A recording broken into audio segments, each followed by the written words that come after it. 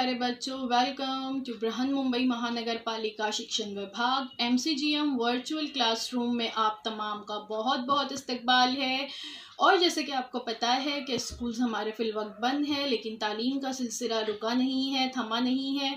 और जो है हम आपके सामने रोज़ बरोज़ जो है नए नए लेक्चर्स के साथ जो है हाजिर होते हैं। तो वैसे ही आज का हमारा एक नया इंटरेस्टिंग सेशन लेकर हम आए हैं आपके साथ, और मैं हूँ आपकी मौलमा शेख ज़रीन सबा। तो चलिए शुरुआत करते हैं हमारे आज के सेशन की। और आज यहाँ पर हम देख रहे हैं जमात शशम के लिए मजमून साइंस स्टैंडर्ड 6 सब्जेक्ट साइंस, और हम देख रहे हैं आपका सेकंड चैप्टर जानदारों की दुनिया लिविंग वर्ल्ड। और मैं हूँ आपकी मौलमा ज़रीन सबा फ्रॉम MCGM वर्चुअल क्लासरूम।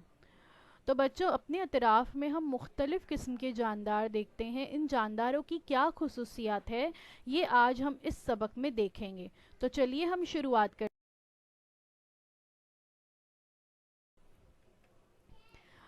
हमारे अतराफ़ अकनाफ़ में हम मुख्तलिफ़ किस्म की चीज़ें देखते हैं। जैसे तस्वीर में कुछ चीज़ें बताई गई हैं और हमें फ़हरिस्त बनानी है कि इनमें जानदार और गैर जानदार कौन से हैं। जानदार हम देख रहे हैं लड़का और लड़की, ये तो हमें नज़र ही आ रहे हैं कि इनका शुमार जानदारों में होता है। इसके अलावा कुत्ता, मुर्गी, मुर्गी के छोटे छोटे चूज़े, ये भी जानदार हैं। आसमान में उड़ने वाले परिंदे भी जानदार हैं। और इसी के साथ साथ जो हमें दरख्त यहाँ पर नज़र आ रहे हैं, सर सब्ज़ व शादाब दरख्त जो नज़र आ रहे हैं, पेड़ पौधे नज़र आ रहे हैं, ये भी जानदार हैं। जी हाँ, नबातात भी जानदार होते हैं, ये भी हमारी तरह सांस लेते हैं। तो और जो दूसरी चीज़ें जितनी भी हमें नज़र आ रही है वो सब है बेजान अशिया या गैर जानदार चीज़ें। जैसे कि दरख्त के अलावा जो घर हम देख रहे हैं, ये घर, उसमें लगा हुआ पंखा, लैम्प, बाहर हुई बकेट, छोटा सा बक्सा, बॉल, पतंग, ये सारी चीज़ें जो है गैर जानदार अशिया।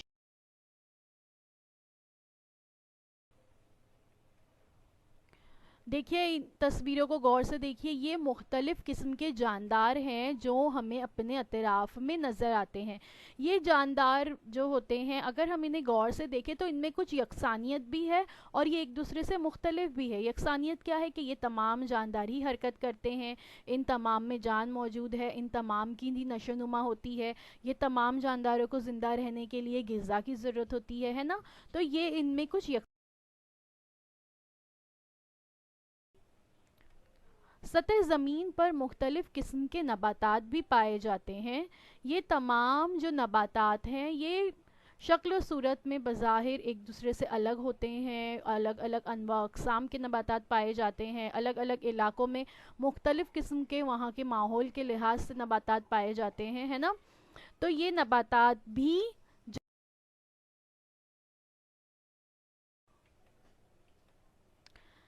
लेकिन हमारे माहौल में कुछ ऐसी अशिया भी पाई जाती हैं जिनमें जान मौजूद नहीं होती या जिन्हें बेजान अशिया कहते हैं। मिसाल के तौर पर कंप्यूटर, बाइसिकल, टेबल, पेंसिल, पंखा, steam iron, hot air balloons, और सूप आपका, या आप जो हॉट चॉकलेट लेते हैं वो, वाटर पूल, ये सारी चीज़ें जो हैं बेजान हैं, इनमें जान मौजूद नहीं होती।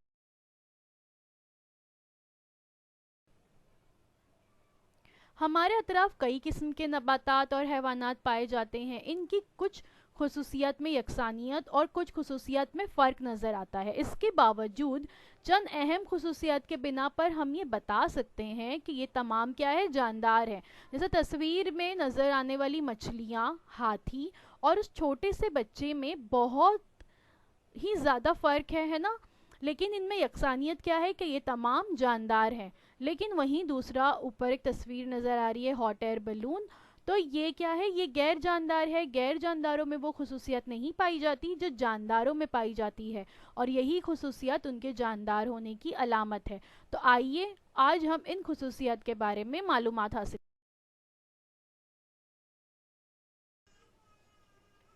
जानदारों की खुसूसियत, जानदारों में नशोनुमा का अमल होता है। तस्वीर देखिए, आप देख सकते हैं कि पहले दो छोटे बच्चे खड़े हैं, एक लड़का एक लड़की।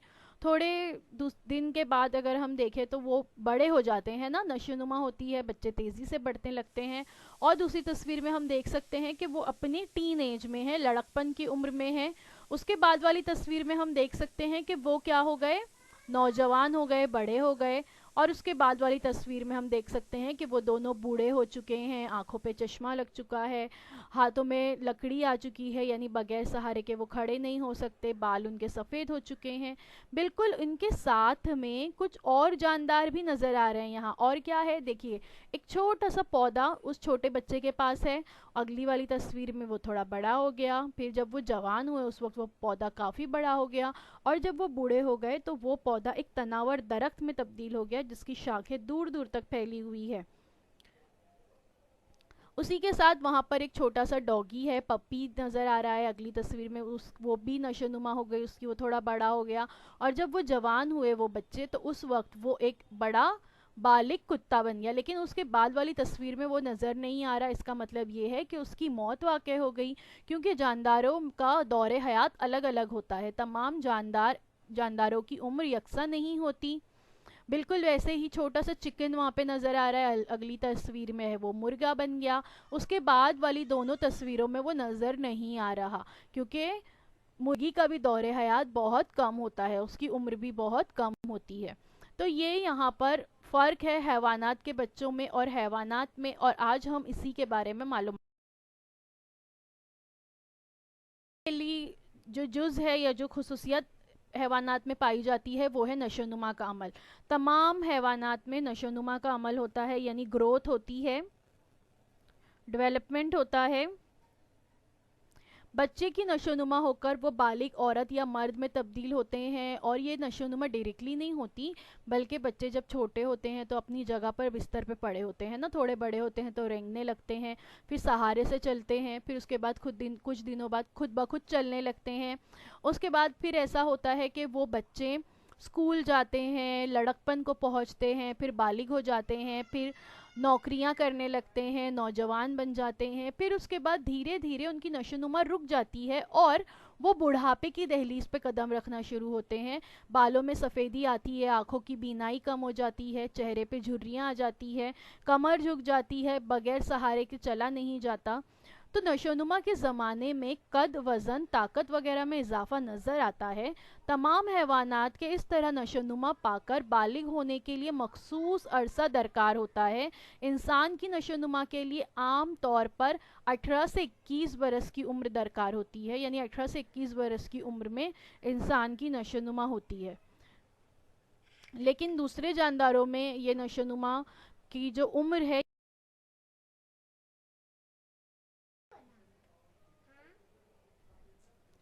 एनिमल ग्रोथ एंड डेवलपमेंट, हैवानात में किस तरह से ग्रोथ एंड डेवलपमेंट होती है। तस्वीर में हम देख सकते हैं कि एक मुर्गी जो होती है वो अपने अंडे को सेकती है और उस पर बैठती है, उसको सेकती है। उसके बाद उसमें से छोटा सा चूज़ा बाहर आता है। कुछ दिनों के बाद चूज़ा जो है बड़ा होता है, एक मुर्गी में तब्दील हो जाता है ना। और फिर मुर्गी और अच्छी बड़ी हो जाती है और फिर वो भी अंडे देने लगती है। बिल्कुल इसी तरह से छोटा सा कुत्ता हम देख सकते हैं, पपी जिसे हम कहते हैं, वो भी धीरे धीरे धीरे नशोनुमा पाता है, उसका वज़न बढ़ रहा है, उसकी जसामत बढ़ रही है, कद बढ़ता है, और फिर वो एक बड़ा कुत्ता बन जाता है। बिल्कुल वैसे ही तस्वीर में तितली का दौरे हयात बताया गया कि तितली भी जो है अंडे से बाहर निकलती है, तो उस वक्त वो एक लार्वा होता है, यानी एक कीड़े की शक्ल में होती है। लार्वे से प्यूपा बनता है, यानी वो एक खौल में चली जाती है।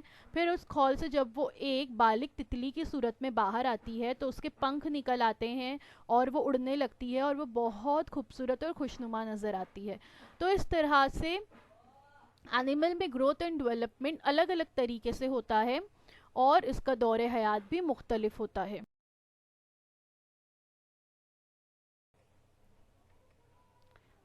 नबातात में भी नशोनुमा का अमल होता है। नबातात भी जब जब हम बीज को बोते हैं तो थोड़े दिनों के बाद उससे कोपल जो है फूटकर बाहर निकलती है।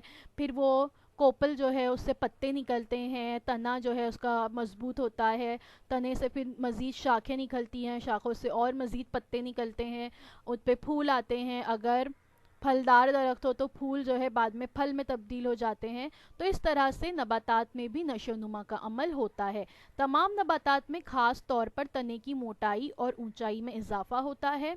नशोनुमा के दौरान कुछ नबातात की शाखें निकलती हैं, जबकि बाज़ नबातात की शाखें नहीं निकलती, क्योंकि नबातात भी मुख्तलिफ़ किस्म के होते हैं, अलग अलग अनवा अक़साम के नबातात पाए जाते हैं। तो इनमें नशोनुमा भी मुख्तलिफ़ तरीक़ों से होती है। देखिए यहाँ पे बरगद और नारियल के दरख्त की नशोनुमा को कंपैरिजन किया गया है कि जब बरगद का दरख्त होता है वो छोटा सा होता है, और किस तरह से नारियल का दरख्त हम देख रहे हैं कि उससे ज़्यादा हाइट में लंबा होता है, पत्ते भी इसके लंबे लंबे होते हैं। थोड़े दिनों के बाद बरगद का दरख्त का तना थोड़ा मजबूत हो जाता है, लेकिन नारियल के दरख्त का तना लचकदार होता है और इसकी दरख्त की लंबाई बहुत तेज़ी से बढ़ती है। जब ये दरख्त दोनों बड़े हो जाते हैं तो बरगद का दरख्त एक तनावर दरख्त बन जाता है, जिसकी बेशुमार शाखों पे बहुत सारे पत्ते हैं और ये बहुत दूर तक फैला हुआ होता है, जबकि नारियल का दरख्त दूर तक नहीं फैलता बल्कि ये बहुत ऊंचाई तक ऊपर जाता है। तो दोनों में हम फ़र्क देख सकते हैं। तो इस तरह से नबातात में नशोनुमा में फ़र्क पाया जाता है। तमाम जानदारों में नशोनुमा होने के बावजूद हैवानात की नशोनुमा मखसूस अरसे तक ही होती है, लेकिन नबातात की नशोनुमा जब तक वो ज़िंदा रहें तब तक होती रहती है। जानदारों में नशोनुमा जिस्म के अंदर होती रहती है, यानी जिस्म के तमाम हिस्सों की नशोनुमा होती रहती है।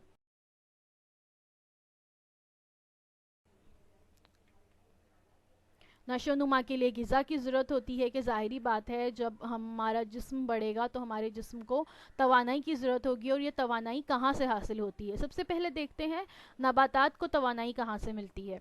नबातात सूरज की रोशनी की मदद से अपनी ग़िज़ा अज़ खुद तैयार करते हैं।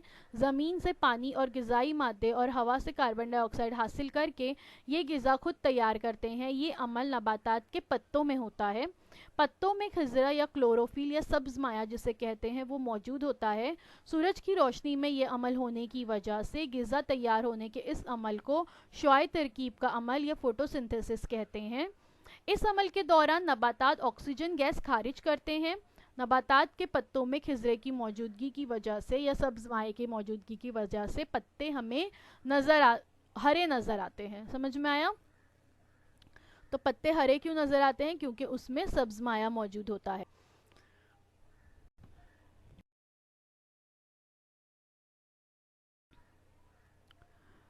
तो नबातात जो होते हैं वो कार्बन डाइऑक्साइड, सूरज की रोशनी और ऑक्सीजन की मदद से, पानी और मिनरल्स की मदद से अपनी ग़िज़ा अज़ खुद तैयार करते हैं, और इस अमल के दौरान कार्बन डाइऑक्साइड गैस की मदद से अपनी ग़िज़ा अज़ खुद तैयार करते हैं और इस अमल के दौरान ऑक्सीजन गैस खारिज करते हैं। ठीक है।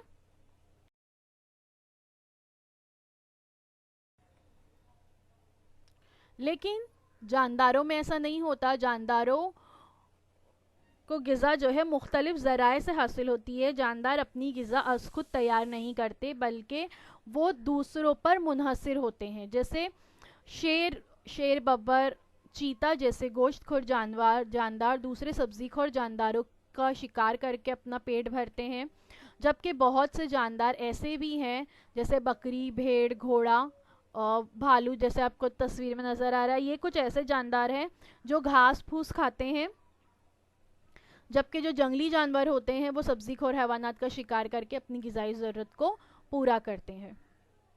तो हैवानात जो होते हैं वो अपनी ग़िज़ा खुद तैयार नहीं करते बल्कि वो अपनी ग़िज़ा के लिए दूसरे जानदारों पर मुनहसर होते हैं।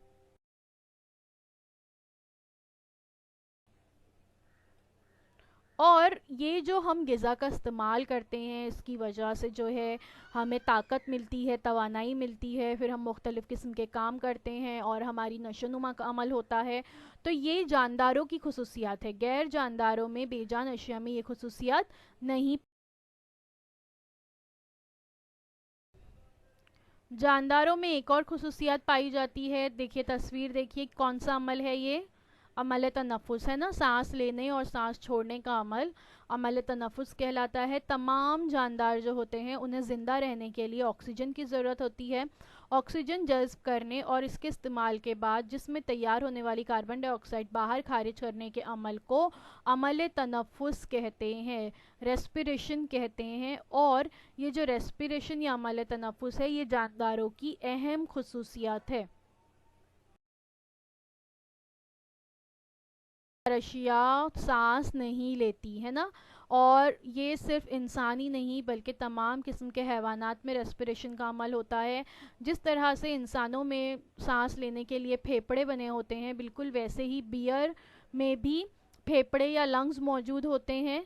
लेकिन दूसरे कुछ हैवानात ऐसे भी हैं जिनमें कुछ मखसूस आज़ा होते हैं सांस लेने के लिए, जैसे अर्थवॉर्म और सांप जो है ये अपनी जिल्द के ज़रिए सांस लेते हैं, ऑक्सीजन लेते हैं और कार्बन डाइऑक्साइड गैस खारिज करते हैं, लेकिन ये यहाँ पर अपनी जिल्द का इस्तेमाल करते हैं, इनमें लंग्स मौजूद नहीं होते।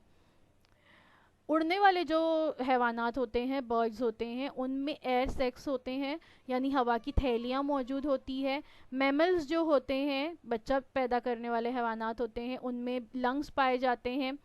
रेंगने वाले जो रेप्टाइल्स होते हैं उनमें भी लंग्स पाए जाते हैं, फेफड़े पाए जाते हैं, जिसकी मदद से वो सांस लेते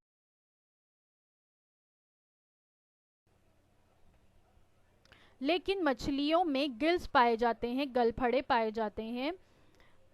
अ fish takes in oxygen that is dissolve in water, यानी मछलियाँ जो है ऑक्सीजन का इस्तेमाल करती हैं, पानी में हलशुदा ऑक्सीजन का इस्तेमाल करती हैं।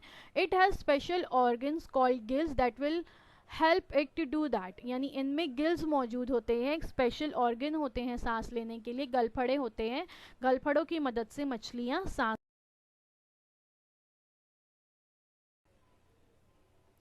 जबकि कुछ जानदारों में एक्सटर्नल गिल्स भी पाए जाते हैं। झींगर जैसे जानदार जो होते हैं उनमें ट्रैकिया के ज़रिए ये सांस लेते हैं, जबकि कुछ जानदारों में इंटरनल गिल्स होते हैं, जैसे बिच्छू वगैरह जो होते हैं इनके अंदर फेफड़े पाए गलफड़े पाए जाते हैं, इंटरनल गिल्स होते हैं जिसके ज़रिए ये सांस लेते हैं। जबकि जो मैमल्स हैं यानी बच्चा पैदा करने वाले जो हैवानात हैं उनमें लंग्स पाए जाते हैं, यानी फेफड़े पाए जाते हैं। तो तनफ़ुस जो है ये जानदारों की अहम खुसूसियात है, बेजान अशिया में तनफ़ुस का अमल नहीं होता।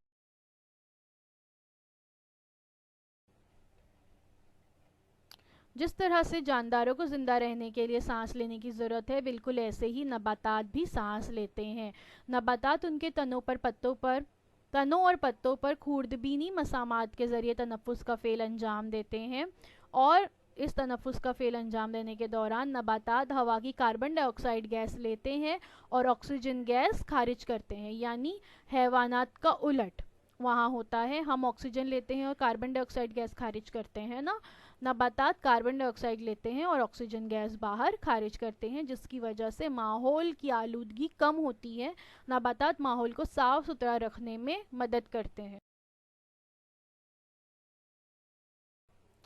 हैवानात या जानदारों की एक अहम खुसूसियत है इखराज।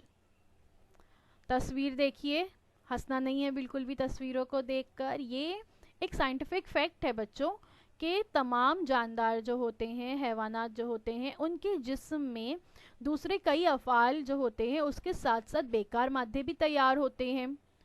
कई अफ़आल के दौरान बेकार मादे तैयार होते हैं, जैसे हम जब ग़िज़ा खाते हैं तो अहम अज्जा जो है वो जिस्म में जज्ब कर लिए जाते हैं, जिसकी वजह से हमें ताकत और तवानाई हासिल होती है। लेकिन साथ में फ़ासिद मादे भी तैयार होते हैं, तो ये फ़ासिद मादे जिस्म के बाहर खारिज करने के अमल को ही इखराज कहते हैं। हैवानात में इखराज के लिए मुख्तलिफ आज़ा जो है पाए जाते हैं, यानी मखसूस आज़ा होते हैं हैवानात में इखराज के अमल। नबातात में भी इखराज का अमल होता है। कुछ नबातात में मखसूस मौसम में पत्ते झड़ते हैं। नबातात के पत्तों में जमा फासिद मादे पत्तों के साथ गिर जाते हैं। पत्तों से दरख्तों से पत्ते झड़ते हुए हम सब ने देखा होगा, है ना। तो जैसे हमारे यहाँ पर सिर्फ 3 मौसम होते हैं, सर्दी गर्मी बारिश, वैसे कुछ ममालिक ऐसे भी हैं जहाँ पर एक चौथा मौसम पतझड़ का पाया जाता है, या ऑटम जिसे कहते हैं, जिस मौसम में दरख्तों से पत्ते झड़ते हैं। इसके अलावा दरख्तों से एक तरह का चिपचिपा मादा भी निकलता हुआ नज़र आता है। ये चिपचिपा मादा भी दरख्तों का इखराज है। जिसका इस्तेमाल करके गोंद बनाया जाता है ना। उसी तरह से दरख्तों से एक सफ़ेद रंग की रतूबत भी निकलती हुई नज़र आती है। ये रतूबत जो है रबर है और इसका इस्तेमाल रबर बनाने के लिए किया जाता है। अक्सर दरख्तों के पत्तों पर भी कुछ चिपचिपे मादे नज़र आते हैं। ये भी असल में नबातात का इखराज है। अमल इखराज जानदारों की खुसूसियत है और इसे समझने के लिए एक छोटा सा तजुर्बा करेंगे। यहाँ पर प्लास्टिक की एक शफाफ थैली लीजिए, उसमें तस्वीर में बताए हुए तरीके से एक पत्ते पर बांधिए उसे। 6 से 7 घंटे बाद उसका मुशाहिदा कीजिए, क्या नज़र आएगा। जब हम थैली को निकालते हैं तो थैली की अंदरूनी सतह पर पानी के कतरे नज़र आते हैं, यानी नबातात आबी बुखारात की शक्ल में पानी को खारिज करते हैं। समझ में आया। इस तरह से नबातात की सतह पर छोटे छोटे पानी के कतरे जो हैं हमें अक्सर नज़र आते हैं। तो ये कतरे क्या होते हैं, दरअसल नबातात का इखराज होते हैं। हमें देखने में कितने खूबसूरत और भले मालूम होते हैं ना, तो ये दरअसल उन नबातात का इखराज हैं जो वो खारिज करते हैं। तो इस तरह से नबातात में भी इखराज का अमल होता है। तो ये अमल इखराज जो है ये जानदारों की खुसूसियत है, ये सिर्फ और सिर्फ जानदारों में होता है, बेजान अशिया में इखराज का अमल नहीं हो।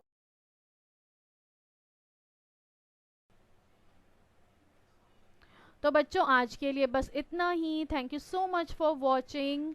हमने आज देखे जानदारों की खुसूसियत क्या होती है, कैरेक्टरिस्टिक्स ऑफ लिविंग वर्ल्ड, है ना।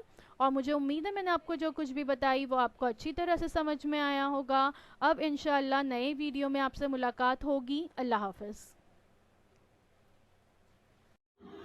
तो बच्चों मुझे उम्मीद है जो कुछ आज आपको पढ़ाया गया वो आपको अच्छी तरह से समझ में आया होगा। और अगर आपको नहीं समझ में आया है तो हमारा ये वीडियो यूट्यूब पर भी अवेलेबल है, आप इसे दोबारा से जो है देख सकते हैं। और अपने साथ जो है अपनी टेक्स्ट बुक ज़रूर रखिए ताकि आपको जो है तमाम पॉइंट्स अच्छी तरह से समझ में आए। तो अब आप लोगों से इंशाल्लाह अगले हफ्ते एक नए वीडियो में मुलाकात होती है। अल्लाह हाफ़िज़।